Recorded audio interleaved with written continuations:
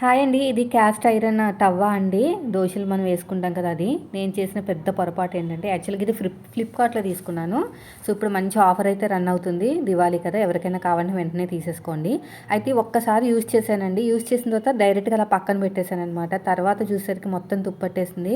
యాక్చువల్‌గా మనం ఏం చేయాలంటే ఆయిల్ రాసేసి పక్కన పెట్టుకొని మళ్ళీ యూజ్ చేసేటప్పుడు శుభ్రంగా కడుక్కొని, తుడుచుకొని వాడుకోవాలనమాట. సో, ఆ పొరపాటు చేయటం వల్ల ఇలా అయింది.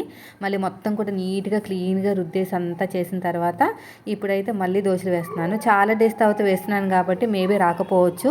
ఎందుకంటే రేపు మార్నింగే వేయాలి. మళ్ళీ ఇప్పుడు చూసుకోకపోతే రేపు మార్నింగ్ ఇబ్బంది అవుతుందని చెప్పేసి వన్ డే ముందే అన్నీ రెడీ చేసి పెట్టుకుంటున్నాను అనమాట.